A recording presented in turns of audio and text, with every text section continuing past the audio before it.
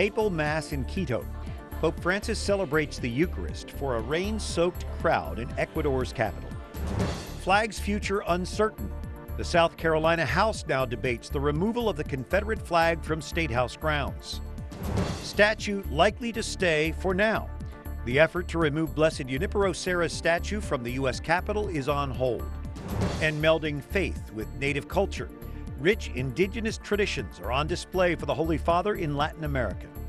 Those stories and more on EWTN News Nightly for Tuesday, July 7th, 2015.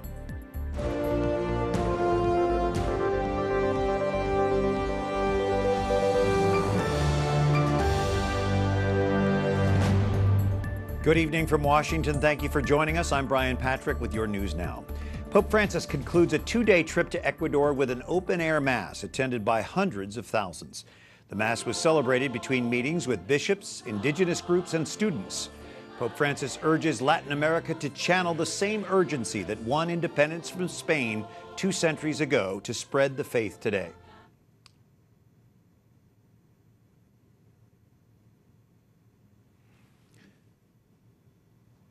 Wow. As soon as we started, my IFB blasted my ear out. I'm not sure why that was, but so we're going to try this again.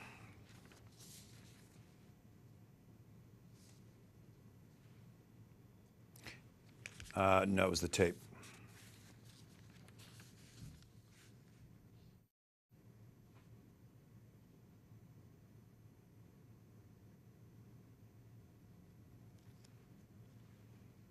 Come, Holy Spirit.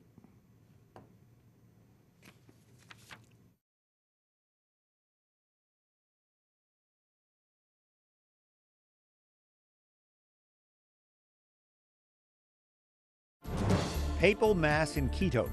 Pope Francis celebrates the Eucharist for a rain-soaked crowd in Ecuador's capital. Flag's future uncertain. The South Carolina House now debates the removal of the Confederate flag from State House grounds.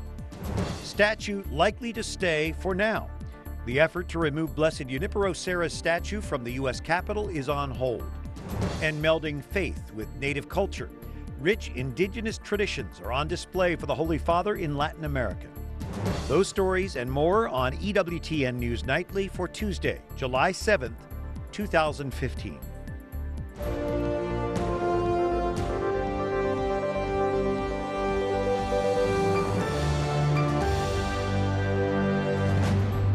Good evening. Thank you for joining us. I'm Brian Patrick with your news now. Pope Francis concludes a two-day trip to Ecuador with an open-air mass attended by hundreds of thousands. That mass was celebrated between meetings with bishops, indigenous groups, and students.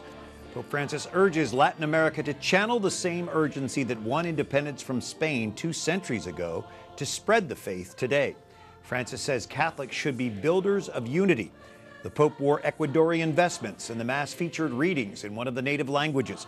The government estimates that crowd at 550,000, but the Vatican says it was plausible to say 1 million people attended. Well, the pontiff got a hero's welcome on Monday in Ecuador's largest city. He celebrated the first public Mass of his Latin American trip in Guayaquil. His homily focused on the family. The Holy Father calls families the nearest hospital, the first school for the young, and the best home for the elderly. Many camped outdoors enduring torrential rain to see the first Latin American Pope celebrate Mass on his home turf. Others walked for miles, but say it was well worth it.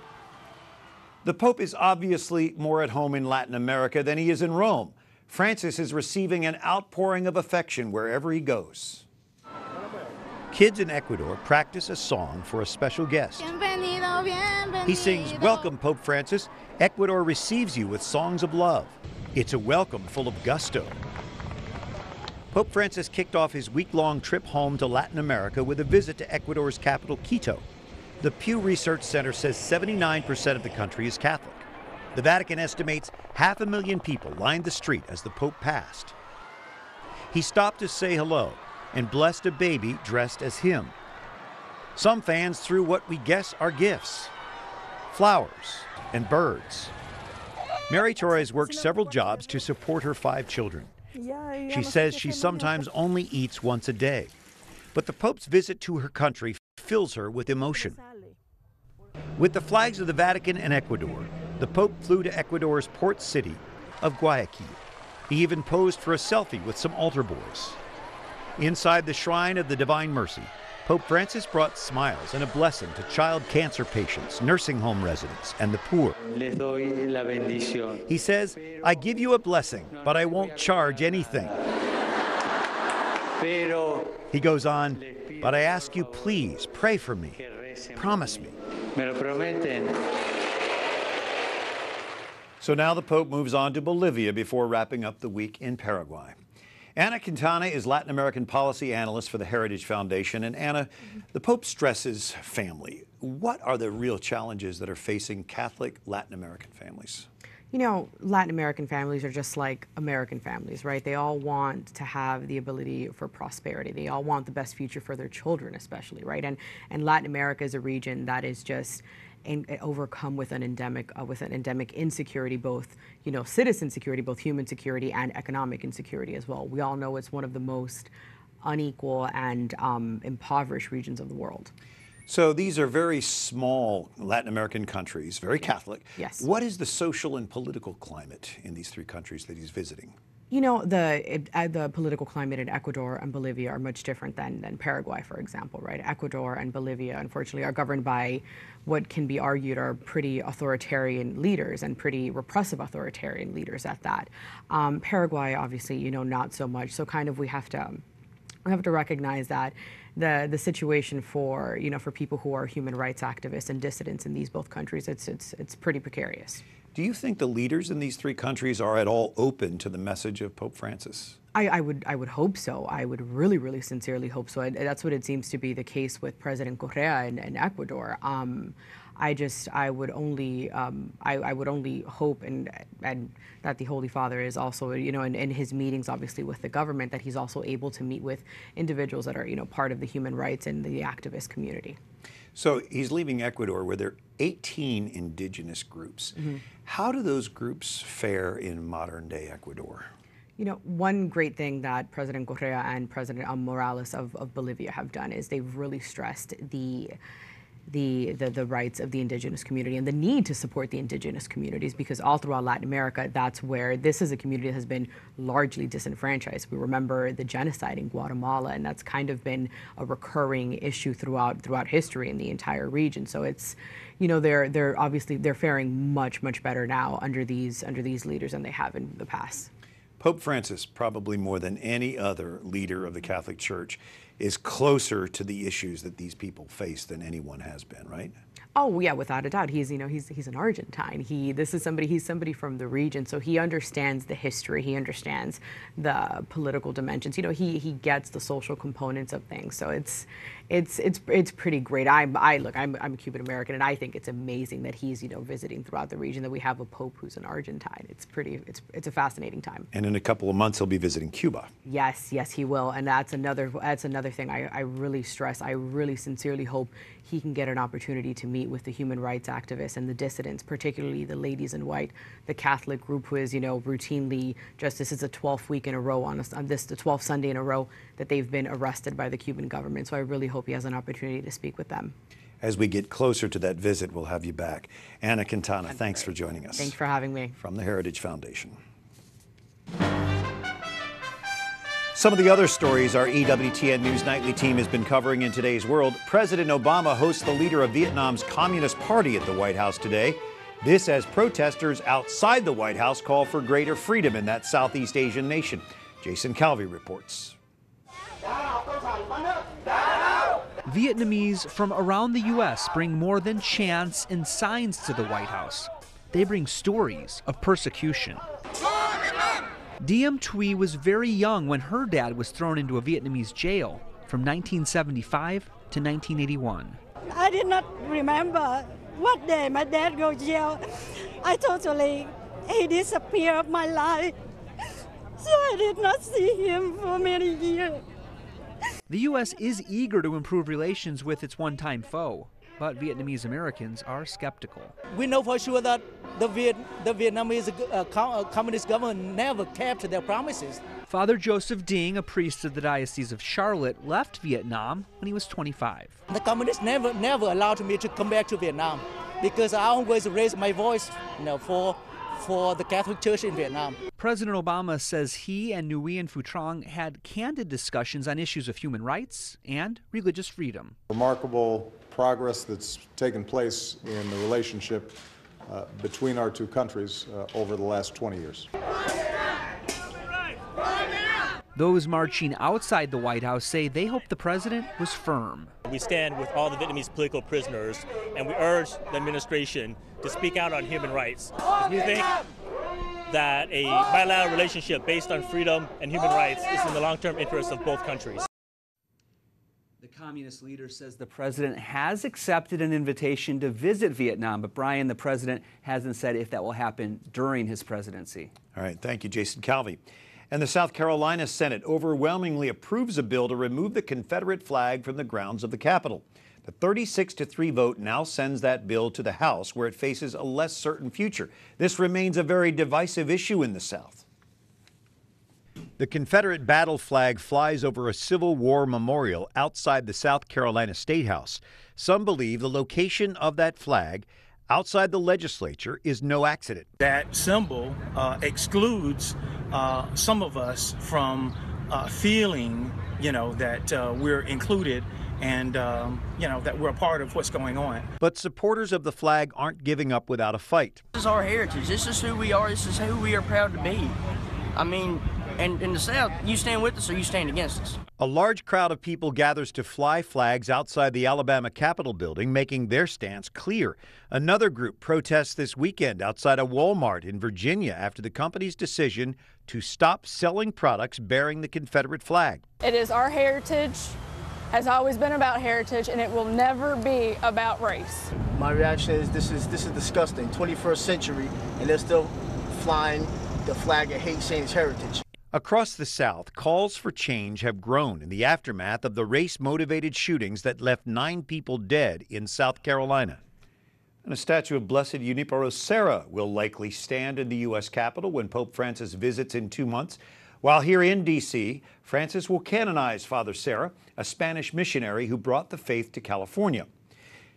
It appears a proposal to remove that statue of Serra from the Capitol has been shelved for now. The L.A. Times reports proponents are asking the California legislature to postpone a vote on this issue. They want the statue of Serra to be replaced with one of Sally Ride. She's the first American woman who traveled in space. Pope Emeritus Benedict XVI receives honorary doctorates from 2 Polish universities. That is.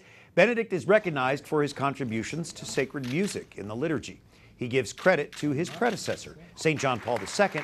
He calls the saint a living example of the joy of sacred music. Benedict also says his bond with John Paul is deeper now because the awards are from the saint's native Poland. Coming up, that deadline for a nuclear deal with Iran is a moving target. And Britain's new princess is baptized with water from the Jordan River.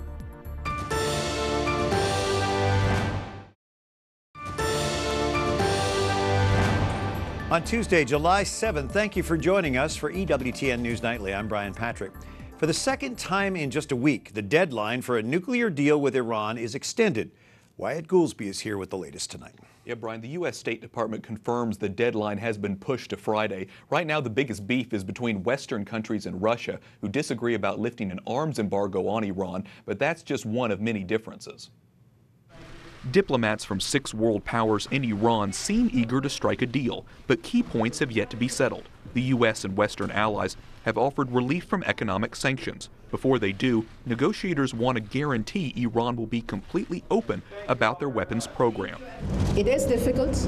We always knew it was going to be difficult, but we are continuing to work to see if we manage to finalize the agreement. The message coming from Tehran boils down to this: we want a deal, but we won't be rushed. Our nation has bitter memories of the United States in the past 36 years following our revolution.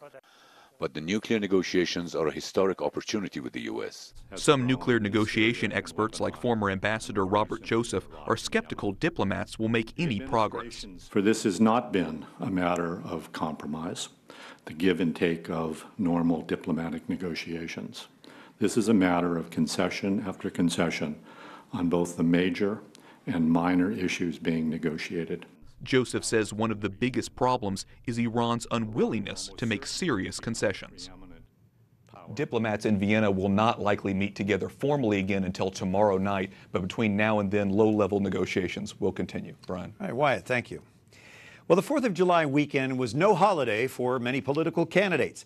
Catherine Zeltner reports on how they work the Independence Day crowds. Yes, elect me. I think that is the right answer. All right, everybody, here we go. No rest for the weary as presidential candidates worked 4th of July celebrations. This style of campaigning for me is perfect. GOP hopefuls Jeb Bush, Rick Perry, Lindsey Graham, Marco Rubio, and Chris Christie pressed the flesh at parades in New Hampshire. Happy 4th. Nice to meet you. Go down there and burn them up. Jeb Bush seemed to enjoy working on a holiday. New Hampshire voters are discerning. They're educated, and it gives me a chance to kind of tell the Jeb story and talk about ideas that I think are important. Even a former presidential candidate got in on the act. Hi guys, hi there. 2012 Republican nominee Mitt Romney greeted crowds at a New Hampshire parade and took a moment to address Donald Trump's comments on undocumented immigrants. So I think he made a severe error in saying what he did about Mexican Americans and feel it was unfortunate. Campaigning in Glen, New Hampshire, Democratic frontrunner Hillary Clinton got specific on issues. She told the crowd she wants to be the small business president. I want to take a bright light and shine it on every regulation, every licensing requirement, every tax requirement, and take a hard look at the difficulty of getting credit. Clinton's challenger, Senator Bernie Sanders in Iowa, says his campaign is about working people. We have got the right issues. We're going to be outspent by big money interests, but we have enough money to run a strong campaign. Catherine Saltner, EWTN News Nightly. Break this open a little bit with Dr. Chad Pecknold, theology professor at Catholic University of America, the author of Christianity and Politics. Already we have quite a few Catholics in the running, at least on the Republican side. What do you think this will do for the debate over issues like marriage, abortion, immigration? It's a big question, and it won't be a question that they can dodge. It is a question, I think, about justice. Politics is about justice, and the marriage question is one that they'll likely want to evade because it's such a divisive issue in America since the Obergefell ruling. But the question remains on the table, what do we owe our kids? And this is what we should be listening for, is how are the candidates going to address what do we owe our kids? Are they going to address questions of children's rights? Are they going to address marriage as the greatest anti-poverty program America's ever seen? Are they going to address questions of immigration being ordered to the family?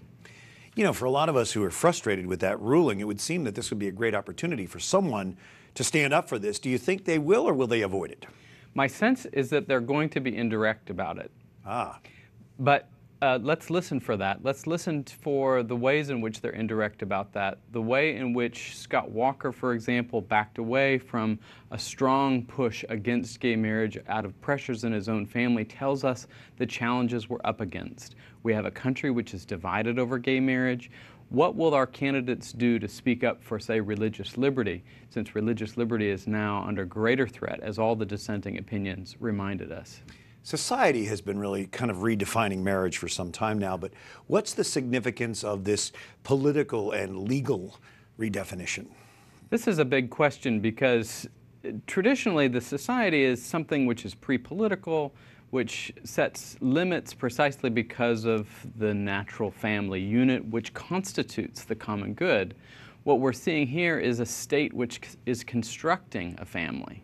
A new definition of the family means the state's constructing the family. That means there's no more pre-political. It's an infringement on human liberty. But hasn't a legal nightmare been created? Because you've got clerks now that are refusing to do these marriage ceremonies based on their conscientious beliefs, so they're going to be sued. That's right, and we've seen clerks in Texas and in Tennessee, some of whom just say we have to quit. on our conscience. That's a shame in America when, because you believe in the good of the conjugal union, of the matrimonial union of a man and a woman, that you would have to lose your job over that. We need new protections, and we need to hear from candidates about those new protections. Well, certainly because the High Court has decided this, that doesn't mean that it's right, and we know that it isn't. How can we advance this debate when the High Court's already decided it for us, so to speak? Yeah. The courts set a precedent. That's what courts do, is they set precedents and they set laws, and but they can sometimes set laws which are against right reason and therefore are considered unjust. And I think Catholics have an obligation to understand this as an unjust law.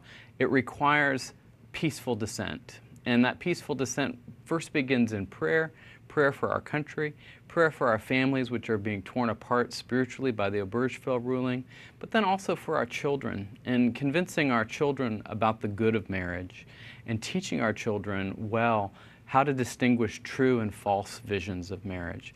And then finally, our neighbors. We've got to convince our neighbors. Christianity and Politics, the name of your book. Dr. Chad Pecknold from CUA, thanks for joining us. Thanks for having me, Brian. Well, England's royal family celebrates Charlotte's christening.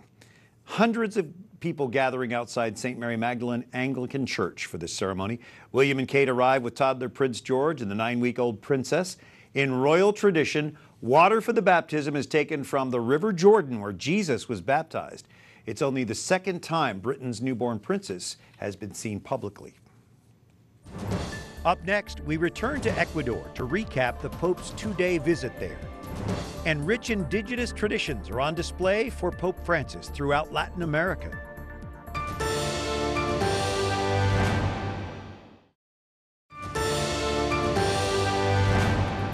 Thank you so much for joining us on this Tuesday evening. I'm Brian Patrick, and U.S. bishops officially launch a pilgrim year of preparation for World Youth Day 2016. Pope Francis travels to Krakow, Poland next July for the 14th International World Youth Day. Poland, of course, is home to St. John Paul II, founder of the World Youth Day tradition. Everyone is welcome to attend the huge gathering of Catholic young people between the ages of 16 and 35. We'll have more on the Krakow kickoff tomorrow. But right now, we want to go back to Ecuador. Alejandro Bermudez, with our news partner, Catholic News Agency, is covering the Pope's visit.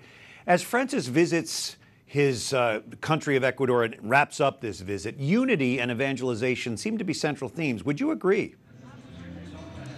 Yes, Brian, that has been definitely the message in point all the time during this Pope's visit. Number one, during the large mass at the Bicentennial Park, the Pope insisted in the need of unity within the church, inside the church among Catholics. And then in the meeting with the civil society at the San Francisco Church, he insisted and delivered exactly the same message to the nation of Ecuador. He said that beyond the differences and beyond the polarizing figure of the president, he didn't say that, but there is a real problem here in Ecuador with the polarizing figure of President Correa. He engaged Ecuadorians and tell them to look beyond the divisions in the political realm, look beyond divisions in the cultural or social realm, and to work for the unity of Ecuador as a nation. And he committed the commitment of the church, the participation of the Catholic Church in building the unity of a nation like Ecuador. Alejandro, do you see this message carrying over to the next stops in Bolivia and Paraguay? Yes, Brian, I think it's fairly safe to predict that the Pope will bring this same message of unity to Bolivia. The president of Bolivia, Evo Morales, is someone that has been very successful in cutting poverty in half in the nation, but he has always been a polarizing figure, someone that wants to be re-elected to change the constitution, and that has created a significant amount of division in the nation. So I am sure that in a country that is also divided by major cultural barriers, the people from the Upper Andes is socially, culturally, linguistically very different from the people from the plains, for example. He will bring this message of unity. CNA's Alejandro Bermudez joining us from Quito, Ecuador. Thank you, Alejandro. Thank you, Brian. And for the Holy Father's homecoming tour of Latin America, rich indigenous traditions are on display. Ecuador's government recruited indigenous people to greet Pope Francis at many events. Their traditions date back centuries before European priests arrived in the New World. Most of the region's natives identify as Roman Catholic, but some practice rituals blending church beliefs with their native customs. At a recent Corpus Christi festival, performers dressed in brightly colored costumes and wore tall headdresses decorated with beads and coins. Other rituals are overwhelmingly Catholic, like a recent procession in Quito honoring the Sacred Heart of Jesus. That you can follow the Holy Father's Latin American trip and all of his travels here on the EWTN Global Catholic Network. Much of the coverage live here on EWTN, and of course we'll have more tomorrow on EWTN News Nightly. So until tomorrow, we encourage you to like us on Facebook. You can follow us on Twitter. If you'd like to watch again, you can go to EWTN's YouTube page. For the EWTN News Nightly team, I'm Brian Patrick. Good night, and may God bless you.